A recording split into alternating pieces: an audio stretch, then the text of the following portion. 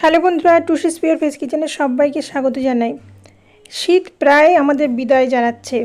ঠিক সেই সময় ফুলকপি অনেক সময় ভালো লাগে না, তো এই সময় চলুন ফুলকপির পরোটা করে খেয়ে নেওয়া যাক, আর সেটি খুবই সহজে, কোনো পুর ভরার ঝামেলা ছাড়াই। এখানে দেখুন আমি গোটা ফুলকপি নিয়ে নিয়েছি, দুটি মাঝারি সাইজের, আর সেই দুটিকে ভালো করে ধুয়ে আমি এখানে লবণ জলে ভিজিয়ে রেখে দেবো আধ ঘন্টার জন্য। কোনো পোকামাকড় থাকলে বেরিয়ে যাবে।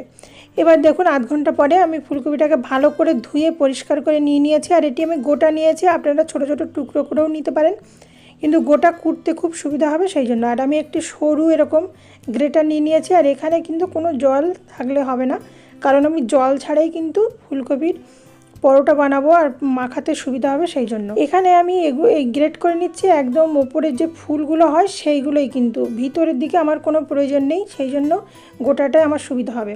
তো দেখুন ঝিরঝির করে আমি সুন্দরভাবে কুড়ে নিয়েছি সমস্ত ফুলকপিটাকে। আর এটি যতটা সম্ভব পারবেন জল ছাড়া করার, কারণ মাখাতে আপনাদের সুবিধা হবে, আগেও বললাম এখনও বললাম। তো এর মধ্যে আমি দিয়ে দিচ্ছি স্বাদমতো লবণ, আর দিয়ে দিচ্ছি 1 চামচ লঙ্কার গুঁড়ো। বেশ চটপটা ঝালঝাল হবে সেই জন্য এখানে কাঁচা লঙ্কা ব্যবহার করছি না, আপনারা চাইলে ছোটো ছোটো কুচি করে কাঁচা লঙ্কা দিতে পারেন। সামান্য হিঙের গুঁড়ো দিয়ে দিচ্ছি 1/2 চামচ পরিমাণ মরিচের গুঁড়ো। এখানে যেহেতু ঝাল ঝাল ভাল লাগবে সেই জন্য মরিচের গুঁড়ো দিলেও একটু গলায় ঝাল ঝাল ভাল লাগবে। আর দিচ্ছি রাজমা মশলা ছোটো 1 চামচ। রাজমা মশলা এটি রেডিমেড মশলা, আমি কিনে রাখি বাড়িতেই, দিলে খুব ভালো লাগে সেই জন্য। 1/2 চা চামচ চাট মশলা দিয়ে দিলাম, আর দিচ্ছি 1/2 কাপ পরিমাণ সাদা তেল ময়ানের জন্য। সাদা তেলটা দেওয়ার পরে সুন্দরভাবে কিন্তু একটি চামচের সাহায্যে ভালো করে মিশিয়ে নেব।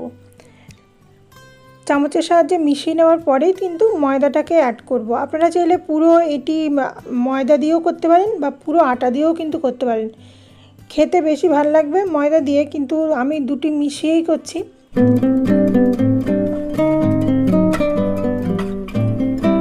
দিয়ে দিচ্ছি 2টি বড় কাপের ময়দা, এটি একটু বড় সাইজের কাপ আছে, ময়দার পরিমাণটা সেইভাবে আপনারা বুঝে দেবেন।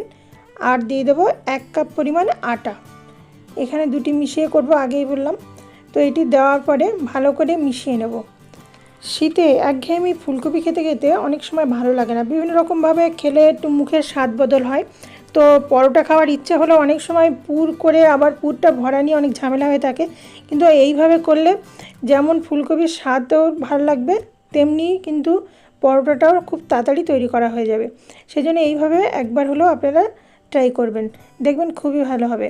আমার পুরো ফুলকপি আর যে আটা ময়দা নিয়েছিলাম সেটি খুব সুন্দরভাবে মাখিয়ে নিয়েছি।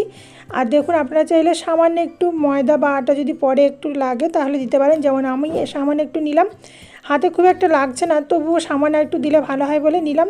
এবার মাখাটা পুরোপুরি একেবারে কমপ্লিট হয়ে গেল। আর 2-1 ফোঁটা তেল নিলাম সঙ্গে, আর একটু মেখে নিচ্ছি সুন্দরভাবে। এবার লেচি করে নেব, লেচি করে পরোটা তৈরি করে নেব। তো আমি একটু বড় সাইজের লেচিগুলো করছি, আপনারা চাইলে আরও বড় সাইজের করতে পারেন বা একটু ছোট সাইজের করতে পারেন। ছোট সাইজের করলে আপনার অসুবিধা হবে, একটু ছোট ছোট হয়ে যাবে, তার থেকে এই সাইজটা আমার মনে হয় ভালো। তো সামান্য একটু ময়দার গুঁড়ো ছড়িয়ে ভালো করে গোল গোল করে নিয়েছি। এবার দেখুন ময়দার গুঁড়ো ছড়িয়ে আমি বেলে নিচ্ছি, আপনারা চাইলে এটি তেল দিয়েও বেলে নিতে পারেন। আর এটি আমি পরোটার শেপেই একটু করে নিচ্ছি, দেখতে একটু ভাল লাগবে সেই জন্য। তো আপনারা চাইলে গোলগুলো করতে পারেন, আমি দুইভাবেই করেছি যদিও। তো দেখুন আমি চটপট করে নিচ্ছি এরকমভাবে। আর এটি চাইলে আপনারা পাতলা, আমি করেছি একটু পাতলা, আপনারা চাইলে একটু মোটা মোটা করে একটু তেল বেশি দিয়ে ভেজে খাবেন, সেটি অপূর্ব লাগে। কিন্তু আমি এখানে একটু কম তেলে ভাজবো সেই জন্য আমি একটু পাতলা পাতলা করে নিলাম।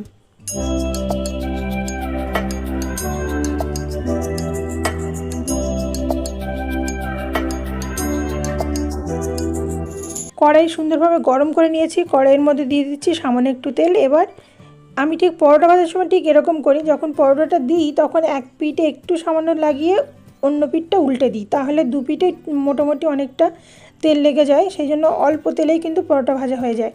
আপনারা তবু যদি মনে করেন যে এখানে তেল একটু বেশি লাগছে, তখন আমি যেটা করি সেটা একবার করতে পারেন।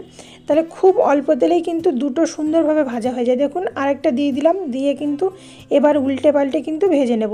তাহলে দুটিতেই সমান পরিমাণ তেল লাগবে এবং সুন্দরভাবেই কিন্তু ভাজা হয়ে যায়। আমি মাঝামাঝি অল্প তেলে যখন মনে করি যে একটু খাবো, তখন ঠিক এইভাবেই করি। তাহলে খুব অল্প তেলেই কিন্তু ভালো লাগে খেতে। একেবারে শুকনো হলো না, আবার সামান্য একটু তেল তেলে হয়ে গেল। তো এইভাবে আমি ভেজে নিই। তো আপনারা এটি ট্রাই করতে পারেন এইভাবে। তো এবার দেখুন উল্টে পাল্টে আমি ভালো করে ভেজে নেব। আর এটি কিন্তু কোনোভাবে হাই ফ্লেমে করব না, কারণ পুড়ে যাবে, ভিতরটা কাঁচা কাঁচা থেকে যাবে। সেই জন্য একদম লো ফ্লেমে বা মিডিয়ামে আস্তে আস্তে কিন্তু উল্টে পাল্টে ভেজে নেব। তো দেখুন আমার দুটি পরোটা খুব সুন্দরভাবেই কিন্তু ভাজা হয়ে গেছে, আপনারা দেখতে পাচ্ছেন। ওপরে অনেকটা লাল ভাব চলে এসেছে। তুলে নিচ্ছে একটি প্লেটের মধ্যে। এবার পরপর এরকমভাবে আরও কয়েকটি তৈরি করে নেব। আরও একটি দিয়ে দিয়েছি, আর আরও গোল করেও দু একটা করেছি, যে সেইগুলো আপনাদের একটু ভেজে দেখিয়ে দিচ্ছি। দেখুন এইভাবে আপনারা চাইলে সুন্দর যদি গোল করতে চান, তাহলে বাটির সাহায্যে কেটেও করতে পারেন।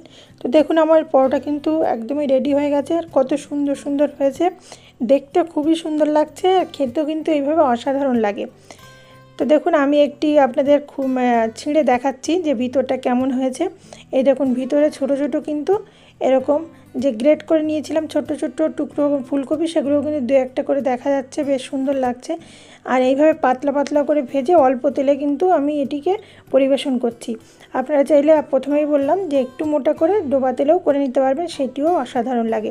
তো আমি এখানে সার্ভ করছি অল্প একটু মেয়োনিজ, আর এখানে টমেটো সস আর হচ্ছে চিলি সস দিয়ে আমি এটিকে পরিবেশন করছি। আপনারা চাইলে কোনো চাটনি বা দইয়ের সঙ্গেও এটি খেতে পারেন, সেটিও অসাধারণ লাগে। কতটা সফট হয়েছে দেখুন, আমি হাত দিয়ে দেখিয়ে দিলাম। তো অবশ্যই ট্রাই করার অনুরোধ রইল। এখনও শীত যায়নি, তো এই সময় কিন্তু বাজারে এখনও টাটকা ফুলকপি পাওয়া যাচ্ছে। তো অবশ্যই ট্রাই করবেন। আর প্লিজ টুসিস পিওর ভেজ কিচেনের সঙ্গে থাকবেন। ভালো থাকুন, সুস্থ থাকুন।